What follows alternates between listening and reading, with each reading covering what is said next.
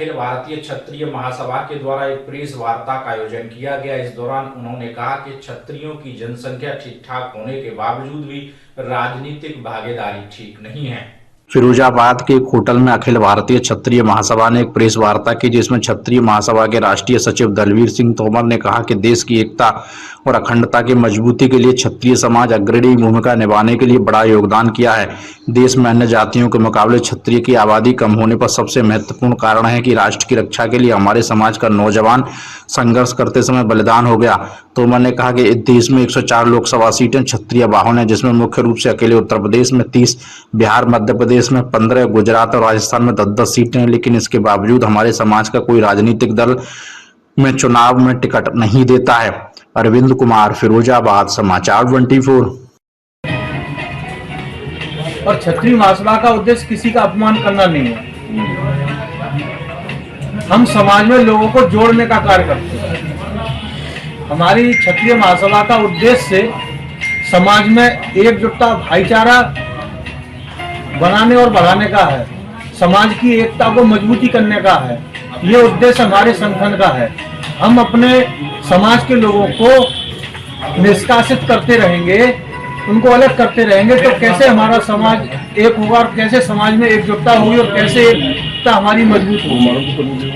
फिर ऐसा क्या कहा कि राष्ट्रीय अध्यक्ष के उद्बोधन के बाद ही नीचे आपस में तलवारें खिंच गई।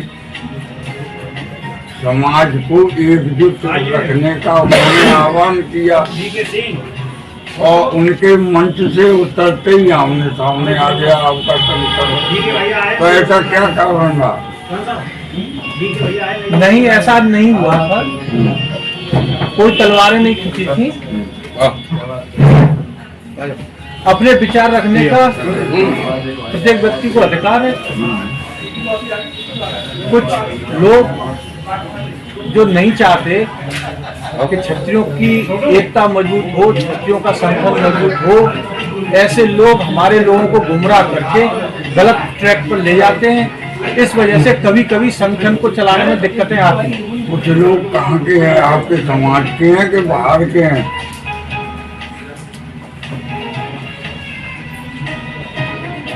अच्छा, आप एक चीज बराबर कह रहे हो, कुछ लोग। तो आखिर ये कुछ लोग आपके ही समाज के हैं या बाहर के हैं? जो लोग हमारे समाज की एकता को बर्दाश्त नहीं करना चाहते वो लोग हैं। वो लोग समाज के भी हो सकते हैं, वो लोग समाज से बाहर के भी हो सकते हैं। लेकिन लोग वो हैं जो नहीं चाहते कि क्षत्रिय समाज पूरी ताकत के साथ अपनी एकजुटता का प्रदर्शन कर सके। सर, आपके लेफ्ट में अभिषेक सिंह ANN न्यूज से। मेरा सवाल ये है कि इस वार्ता में हमने 2 पॉइंट को हाईलाइट किया गया, एक तोमर जी, एक युगल चौहान। ये आपस में जो विकास और की जो अनबन चल रही है, क्या इसका मेन मुद्दा है? युगल चौहान और तोमर जी, क्योंकि आपके नोट में लिखा है कि पहले युगल चौहान ने आरोप लगाया तोमर जी पे तानाशाही का, फिर उन्होंने माफी मांगी। वो कह रहे हैं कि मेरे विशेष अनुरोध पे वो जिलाध्यक्ष बने। तो ये मामला क्या है? देखिए, मैं ही दलवीर सिंह तोमर जी। हमारे जो निवर्तमान अध्यक्ष हैं उन्होंने ये कहा कि मैं दलवीर सिंह तोमर की तानाशाही की वजह से इस्तीफा दे रहा हूं जी। ऐसा नहीं है।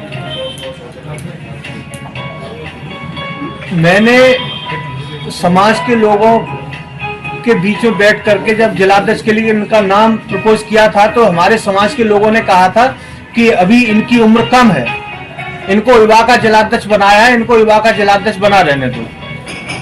लेकिन हमने इनकी अति उत्साही प्रवृत्ति को देखते हुए हमने ये सोचा, मैंने कहा नौजवान है, बस यही एक कमी है, बाकी तो ऊर्जावान है, भागदौड़ करेगा, संगठन को मजबूत करेगा। इसलिए राष्ट्रीय नेतृत्व ने भी हमसे कहा कि युगल चौहान अभी नौजवान है, इनको अखिल भारतीय क्षत्रिय महासभा फिरोजाबाद की जिम्मेदारी अभी नहीं दी जानी चाहिए। लेकिन हमने उनसे भी विशेष आग्रह किया कि हम फिरोजाबाद को बिलोंग करते हैं, हम इनका मार्गदर्शन करेंगे और संगठन को मजबूती करने का काम युगल चौहान करेंगे, इसलिए युगल चौहान को जिलाध्यक्ष बना दीजिए। तो संगठन ने हमारे अनुरोध को स्वीकार किया और युगल चौहान को जिलाध्यक्ष बना दिया। उसके बाद युगल चौहान ने संगठन को खड़ा करने में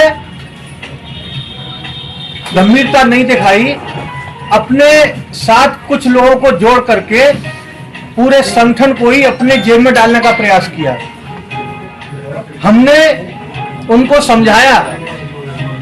मैं जानना चाहता हूं कि यदि एक पिता अपने पुत्र से उसके उज्जवल भविष्य को लेकर के अगर उसको डांटता है, उसको सही रास्ते पे चलने का अगर कहता है, तो क्या ये तानाशाही मानी जाती है?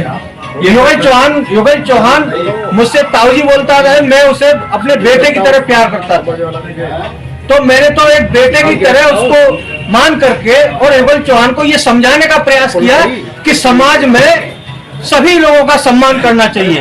ये हमारे संस्कार है।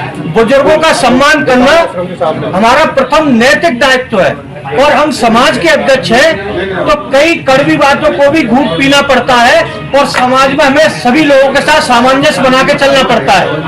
लेकिन युगल चौहान ने हमारे बुजुर्गों का अपमान किया, इसलिए हमने युगल चौहान से कहा कि एक अध्यक्ष होने के नाते आपको समाज में सामंजस्य बिठाने के जगह वैमनस्यता फैलाने का काम अगर करेंगे तो संगठन जो है फैजाबाद में नहीं चल पाएगा। ये बात मैंने कही थी उनसे, इस बात को उन्होंने तानाशाही बता दिया। अगर सही मार्गदर्शन देना तानाशाही है तो उनकी नजर में, तो फिर तानाशाही की जगह। जी, मैं एक सवाल और करूंगा आपके इस टॉपिक से संबंधित। ये काम कोर कमेटी का था, आपको प्रेस वार्ता करनी पड़े, इसका मतलब ये है कि आपकी कोर कमेटी आपकी बात नहीं सुन रही है। आपके घर के फैसले प्रेस के सामने हो रहे हैं, इसका मतलब ये है कि आपकी कोर कमेटी आपकी संज्ञान नहीं ले रही है। प्रेस के सामने कोई फैसला नहीं हो रहा है। आपका ये फैसले की जानकारी प्रेस के सामने तो हम दे रहे हैं। यहाँ कोई कोर कमेटी नहीं है जी, कोई कोर कमेटी आपके संगठन में जी नहीं है जी नहीं, कोई कोर कमेटी संगठन में अलग से स्थापित नहीं की गई है। जी।